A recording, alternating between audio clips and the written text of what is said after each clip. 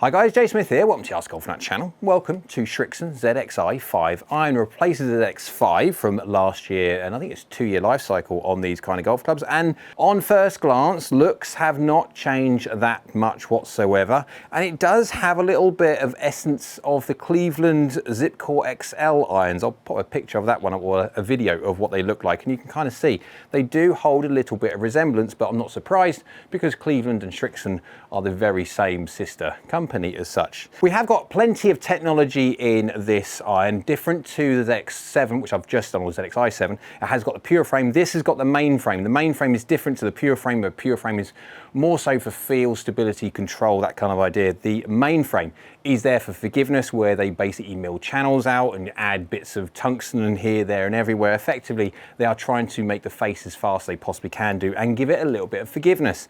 And on the front of forgiveness, guys, I will be hitting this all over the face, get a heat map of how forgiving this golf club is. And I'll also be testing this at 70, 80 and 90 miles an hour, because we all don't swing at tall speeds. And so we'll be interested to see what happens when you start taking some speed away, when peak heights start coming down, descent angles start coming down, and how far this goes when you don't swing at 90 or so miles an hour. This is a 31 degree lofted 7 iron, so it should and would blend seamlessly with the ZXi7. So if you want to blend, have this in the longer irons and have the ZXi7 in the short irons, absolutely. You won't have to do too much with the lofts at all to get them working very, very well. Top line on this one, we have the classic Srixon, very sharp looking top line. A lot of golf club manufacturers have a chamfered back edge. You don't see the thickness of the top line. No different to the sole thickness. We have got that V sole on there for turf interaction. Again, it's supposed to obviously relief on the leading and trailing edge for turf as the golf club goes in, etc. Again, if you're someone who likes turf interaction, again, you'll like that or you won't. But blade lengths, there's not much difference between this and the ZXi7. Down by the golf ball, you've got a marginal amount more of offset there, but that is basically it. There's nothing else there to look at. So let's go give it a hit and see how well this does. Well, slightly toey possibly, but it's on the green. It's a weird shaped green, so I'll take that all day long from this distance as well. Club head speed 91 miles an hour, club half 2 degrees from the inside, face to path is basically 0, slightly open. That is the baby push that you saw 6 yards offline. It's not bad whatsoever.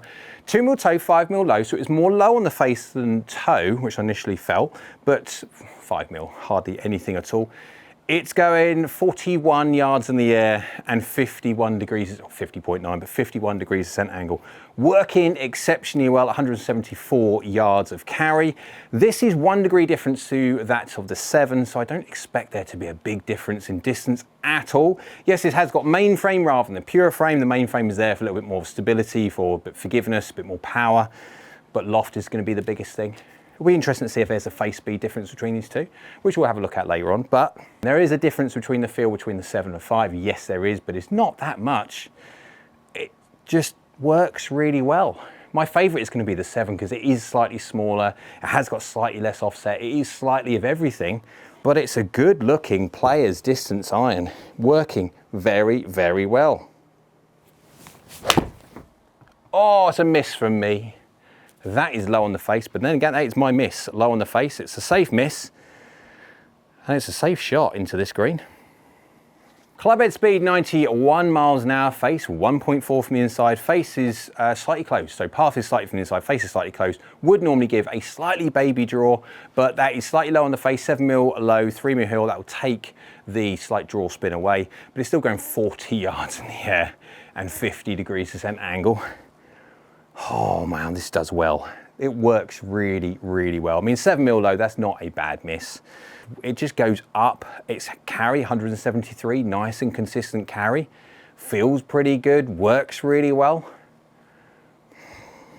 Now, I've always wondered when it comes to Srixon, they've made brilliant irons in the past. They really have. The ZX series was great, especially the ZX Mark II. The ZX4, 5 and 7 were all really very, very good.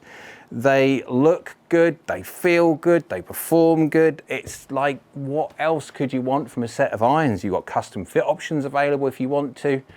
And by the way, just before anyone goes on their website and has a look at their specifications and shouts, why have their lengths changed? They haven't changed their lengths. How they've measured the lengths have changed, which means they're now a 1/4 inch different to where they used to be. But that's it. The lengths of the golf club is exactly the same, it's just how they measure them is now slightly different. That's it. Right, I'm gonna hit this again. See if I can get one more plumb out the middle. It's still low on the face, but works so well. Now that is slightly toey. Good delivery, it's just good. I mean, it's pitched in the gimme circle. It's just slightly toey, as you can see there. Club head speed, 91 mile an hour again. Slightly from the inside, club path 2 degrees from the inside, faces baby shut, that's it. 7 mil toe, 1 mil low, so not a bad hit at all. 41.5 yards in the air, 51 degrees ascent angle, 176 yards of carry. It's just really good. Now, if you're going to be a sprayer of the golf club, if you're going to be someone who hits every part of the face that you can possibly conceive of, then no, I probably wouldn't be going for a set of these. And again, we'll look at the heat maps to see how good this is at retaining ball speed when you don't hit the middle. But if you're nominal around the face, you don't move too much, you're going to be absolutely fine. It just works really well.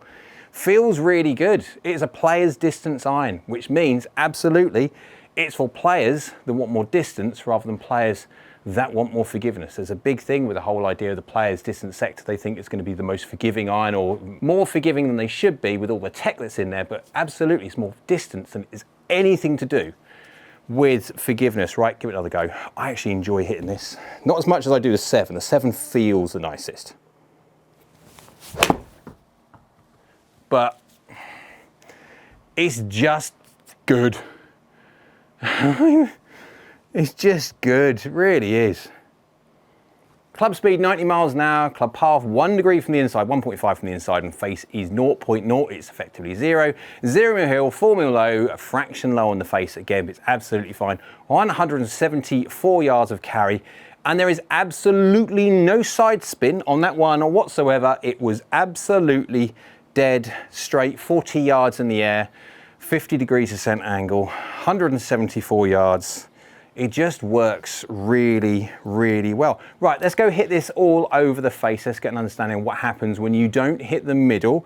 We've hit some couple of not middle shots there already. It's working absolutely fine. But what happens when you really start pushing the limits of this golf club? We'll also test it 70, 80, and 90 miles an hour. Let's go see how this new Srixon ZXi5 iron gets on. To the all-important numbers time, where we see how the Srixon ZXi5 iron gets on when you hit at 3 different swing speeds, 70, 80 and 90 miles an hour. Also the heat map forgiveness data, and I've also got some nice little tools from the website www.askgolfnut.com, where we can see how it compares to the average, and then also how it compares to the ZXi7 if people were thinking about blending these two irons. So on the screen you can see I've got the ball data on top and the club head data underneath. We've got the red, which is 70 miles an hour, the yellow, which is 80 miles an hour, and the blue, which is 90 miles an hour. Let's go through the ball data first. On the red, the 70 miles an hour, we have a carry of 136 yards, peaking up at 23 yards in the air, and a descent angle at 41.5. So it is over the 40 degree mark, and that is a wonderful number, because as soon as you start taking some speed away, obviously when you're going into a green, you want certain modicum of control, and so 45 degrees is the magic number. But as you start taking speed away, you have to make a little bit of a compromise. So 40 degrees is the absolute minimum, and 41.5 it's over that. Now, would you go into a 6 iron here? No, you wouldn't, because obviously you're going to be looking at your descent angles coming down below into the 39s, 38s, and of course these are nominal hits, and if you miss hit, you are going to lose a little bit of peak height descent angle. So at 41.5, you do have a little bit of wiggle room there, and absolutely you can have the conversation with your fitter about going into something like a hybrid, a direct long iron replacement, a high lofted fairway wood for the 6 iron kind of loft. If you go to the yellow, the 80 miles an hour, we've got a carry now of 160 yards, peaking up at 32 yards in the air, and descent angles 46.1. That is over the magic number of the 45, so that will stop on any green whatsoever. And of course, yes, you can have a conversation with the 6 and most probably the 5 iron as well. Would you go into the 4 iron? Well, again, have a conversation with your fitter on that one. I probably wouldn't. I'd probably go to a hybrid or something. But if you go the full on 90 miles an hour, carries 176 yards, peaking up at 40. 40 yards in the air and descent, and got 50.3 degrees.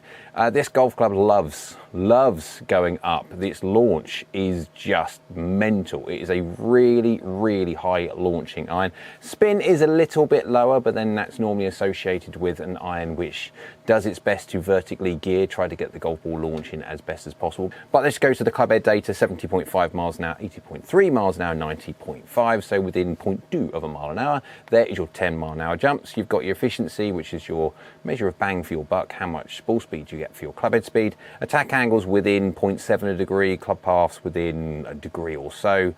Face to path again, very small amounts within, what's that, 0.8 of a degree, which is tiny. And the all-important loft, though, to make sure we're apples to apples testing as best as possible: 27.2 degrees, 27.2 degrees, and 27.6. So within the 3 different swing speeds, there's only 0.4 of a degree difference in dynamic loft, so everything is equal within 0.4. And of course you have the face impact on there as well, and that's within a couple of mil either way, and the standard deviation on there also. If you're someone who prefers the graphical representation rather than all that tabular streams of data, then you can pause it on the ball and club compare screen. Again, you can see that's just a visual representation of just what we've been talking about. So to the all-important forgiveness time, I've hit this golf club for some weird and wonderful spots to see how it works when you don't hit the middle. On the screen, you'll be able to see the heat map grid of a golf club. We're looking at it basically face on. We'll go through that first. You've got at the top there, you have the 22 on the left-hand side and the minus 22 on the right-hand side. That is basically left-hand side is toe and the right-hand side is heel. We have high and low on there as well. And of course, you've got that blue line. That's a blue turf interaction line. If you hit the golf ball above 5 or 6 millimeters from where you really should do, you are going to be interacting with the ground first, and you haven't got to worry at all about how efficient a golf club is from the top of the golf club, which it isn't, because you can hit the ground first, and that's going to be taking a lot of speed, deflection, all that different weird and wonderful noise. So yeah, just don't hit the golf ball high on the face. Thin to win is the definite idea. And you can see by the size of the green blob, you see the percentage on there, that's how many percentage of ball speed you lose. And on the flat-faced iron, ball speed is directly correlative to distance, and so you can see how important it is to make sure you get a golf club that fits your miss point. Now, of course, when you look at that, you can see that automatically it is much more forgiving off the heel than it is the toe, and it's pretty good off of low strikes as well. So this would suit even if you're a moderate toe striker. Remember, you're not going into 3% until you were well into 14 or 15 millimeters away from the middle of the golf club. So that's still a decent toe miss, but absolutely the ZXi5 is built much more to be happy from the heel and happy from low, and it is not bad whatsoever from toe. Is it amazing from the toe? No, but you can see it's biased a little bit, shall we say, towards the heel for its forgiveness. To the radar chart, this is from the silver tier from the website www.askgolfnut.com, where my website members will be able to compare all of the 60 plus or so current irons that I have on the database against each other and see which ones will suit them best when it comes to their buying decisions, whether it be for their forgiveness, or if they know where their strike on the face, if they're a predominant toe, low or heel misser, which golf club works best for them, and then also other things like launch parameters like launch factor, face spin rates, etc. And we'll have a look at that now. On the screen you can see that is the average of all of the 60 plus or so irons that I currently have on the database. And then if we add in the ZX5, you can see where it wins and loses relative to the average. You can see on the toe straight away, as we saw on the grid overlay, it does okay. It's not amazing from the toe, but it does okay. It is slightly less forgiving than the average golf club. And of course, the average golf club on the list is compiled of all manners of different. You've got super game improvements all the way to effective blades. So you do have a mix and match on there. But you can see on the heel, it is one of, if not the best iron I've ever tested from the heel. It is amazingly good from the heel. Now, of course, I'd always say be careful for people that do hit it off the heel, because you haven't got to have too much more of a heely day before you interact with the hosel. But if you are a heel misser, you cannot get better than the ZXi5. Very good off low as well. It's slightly better than the average golf club off of low. And of course, when you look at its overall forgiveness, even though it loses that a little bit on the toe, overall, it is more forgiving than the average. The face speed is just a measure for how fast the face is loft for loft adjusted. So every golf club can be loft to loft adjusted to see how quick it is from the middle. And it's got an average face speed. It's not necessarily slow, not necessarily fast, just average. When it comes to, we'll do distance potential. So distance potential is basically a measure of the loft, and particularly loft it is. I mean, obviously this is 31 or so degrees, so it's not weak lofted, it's not super strong lofted, but it does have a slightly lower face spin rate. This is a pattern of the ZXIs and even the ZX Mark IIs and even ones before that, Srixon, have chosen to go for a slightly higher launch factor and a slightly lower spin rate. But you can see the launch factor well above the average, and this is what you saw even on the test on camera, just how high these golf clubs go. And if you add a little bit of speed, they go even higher. And so these golf clubs do not have issues. That's why it does so well at the slow swing speed, because it gets that golf ball launching. When you're a slow swing speed golfer, you need as much help getting the golf ball airborne as possible. And so the Srixon ZXi5 does extremely well. If you wanted to do a bit of blending for a bit of fun, let's just do the blending side of this first. You wanted to do the ZXi7 against the ZXi5, and you wanted the 5s in the longer irons and the ZXi7s in the scoring irons. As such, you can see on the screen I have overlaid both of them, so you can see which one wins and which one loses in certain areas. And you can see off the toe, basically, they're exactly the same. On the heel though, you can see how the ZXi5 kind of stretches its legs. Low is within reason identical. Actually, the ZXi7 is fractionally better off low strikes. And as a balance, the ZXi5 compared to the ZXi7 is just fractionally more forgiving. You have on the ZXi5 a faster face speed. Remember, on the ZXi5 you have the main frame, and then on the ZXi7 you have the pure frame. The pure frame of the ZXi7 is much more for consistency, for control, for feel, that kind of idea. Where you have the main frame is a little bit more punchy. So you have a little bit more distance potential on the ZXi5. You have a very similar face spin rate, loft for loft adjusted. This is all just measuring if everything was, say, 30 degrees, how one golf club spins the golf ball relative to other ones. And of course, the ZXi5, with a slightly lower and further back center of gravity, has a slightly higher launch factor as well. So how does that actually mean when we're starting to look at flights and we can see the differences between these two irons? Again, this is the blending side of things for the people that are looking for blending these two sets of irons. This is the gold tier. This is the self-fit tool. It's an amazing tool. And if I had this when I was coaching and custom fitting full time, I would have saved myself, I don't know how many conversations for people when they would say they want 4 irons and 3 irons and 5 irons when they swing really quite slow, when it was true. When they were 20 years younger and they swung the golf club 20 mile an hour faster, then yes, they could have absolutely had 4 irons and 3 irons, especially when lofts years and years ago were decidedly weaker than they are today. So you can see on the list there, I have got 60 or so. Again, you scroll through, I can't fit them all on this, but you've got 60 plus or so irons on the current database. And of course, at the top, we have clubhead speed, angle of attack, and shaft lean. This is your opportunity to put your own numbers in there so you can then see how these golf clubs will optimally potentially work for you. Again, of course, if you play a massive draw, you play a massive fade, you play all these different weird and wonderful shots, then you will see a slightly different flight when we go into the flights. But what we're looking for on this tool is the comparative differences between the two. So even if you swing slightly differently, it's not a problem. What you'll see is you might go slightly longer, might go slightly shorter, but the differences between each of the irons will remain the same. And so if we add in the Srixon ZXi7, which is the blue, and the Srixon ZXi5, which is the yellow, and then we add in the 7 iron, we select the 7 iron, you can see the flight differences between these two. And the main thing is you can see there with a slightly faster face of the ZXi5. Obviously you've got 1 degree less loft on the ZXi5 as well, and you've got slightly higher launch factor, and all of these different things make a difference in flights. And you can see 85 miles an hour with an attack angle of 3.2 down and a shaft lean of 2.1. And again, if you are a Gold Tier member and you want a little bit of assistance and help in understanding what your numbers are, then just give me an email, a shout on Discord or anything else like that, and I would do my best to help you out on that one. But you can see within reason, let's go by the 7 iron, you've got a 5 yard or so difference in carry. Now that's not that much considering obviously we are talking about a 1 degree difference, a slight difference in face speed, but it's fairly marginal. And of course, if you were going to be blending these ones, I would absolutely suggest that you bend the ZXi5, say 1 degree weak, or at least the ZXi7 1 degree strong, whichever way, to try and get that distance back again, obviously because 5 yards is on top of the normal gapping. But you can see the difference when it comes to the peak height that you are going to get. So especially If you are going to be putting the ZXi5 in the top end of the bag, especially like the 5 irons and 6 irons, etc., where most people do suffer with peak height and control descent angle into a green, absolutely going to a ZXi5, you can physically see the benefits in the slightly higher flight that you're going to get from the ZX5 over that of the ZXi7.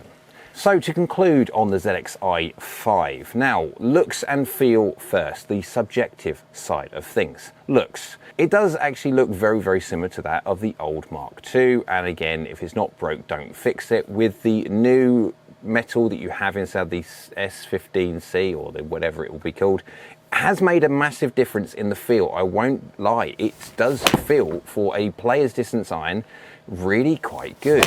Now, what they've done with the technology in the mainframe and the forgiveness side of it has made a remarkable difference when it comes to its forgiveness off its heel. It is one of the best golf clubs I've ever tested for retaining ball speed from heel strikes.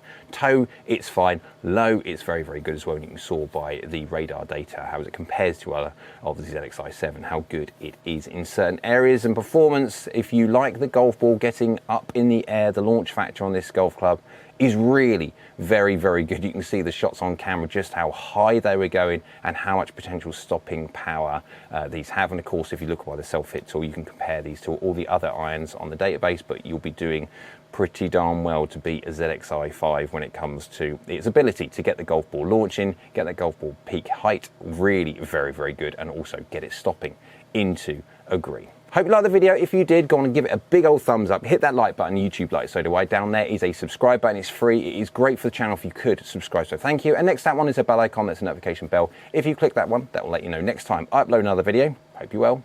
We'll see you again soon.